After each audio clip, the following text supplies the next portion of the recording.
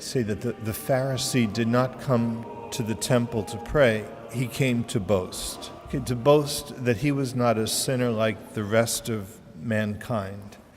And he gives a litany of his virtues. And the Pharisee is quite good. He doesn't lust after women. He fasts. He's prayerful. He's even generous, giving 10%. He says off the top, gross. He gives 10% of his income. Unfortunately, the devil will allow us to conquer any vice if we maintain the ugliest one, pride. He won't bother tempting us with impure thoughts, laziness, gluttony, as long as he can keep us thinking how much better we are than the rest of humanity.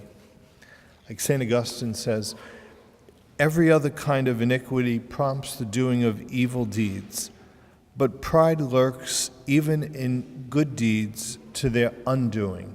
Okay? Pride prompts us to do good deeds to their undoing. One book on pride is called Thief of the Holocaust. And the most heroic sacrifice loses its value when the motive is self-love. Okay? Giving a donation in order to have a building named after us is not the purest of motives. And so pride blinds us spiritually. Father Bloom says, when we are spiritually blind, we are unable to see ourselves in the light of truth. We really cannot examine our own conscience when we're blinded by pride. It's a grace to be able to see ourselves as God sees us. And the proud, like we say, are blinded. The Pharisees are blinded. They could not examine their own consciences. They could only examine the consciences of their neighbors. Okay?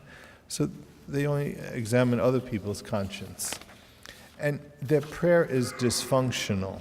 Like it says, the Pharisee prays with head unbowed. It says in that gospel, he spoke this prayer to himself. Okay? Like we say, right church, wrong God. He spoke this prayer to himself. And Father Robert Barron says that the Pharisee is self-absorbed. He has not broken out of the web of his own egotism. Okay? He does not allow God to break through into his world. Okay? That's what humility is. That's what prayer is. Okay?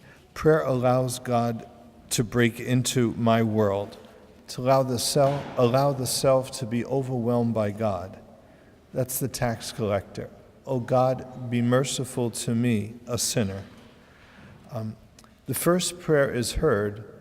The first prayer of the Pharisee is not heard, but the prayer of the publican is. The first one is not even directed to God, but the second one is. And you might see a practical application of this.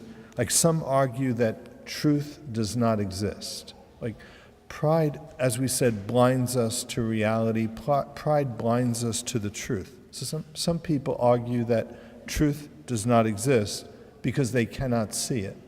Okay? Well, that's like the blind person arguing that color does not exist because they cannot see it. All they can see is black. Well, in the church, we live in the splendor of truth.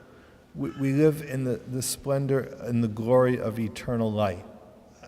And so it's the people who are living in darkness who have seen a great light. Christ, like the Pharisees, couldn't recognize Jesus as the light of the world. Okay? Like we say, the inability to recognize light, to see light, is blindness. Their prayer was an exercise in self-congratulations. Okay, but humility enables us to transcend ourselves, to get outside of ourselves and to reach God. It's the prayer of the humble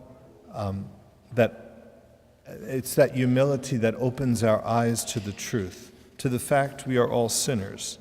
Humility is our lifeline to transcendence. It's our lifeline to God. Okay? through humility we can touch that which is eternal. And while it's true that we should examine our conscience like the Pharisees, we should thank God for all the sins we did not commit. But unlike the Pharisees, we should attribute the good not to ourselves, but to God. And it's humility that opens our eyes to that reality. The first reading talks about the prayer that pierces the clouds.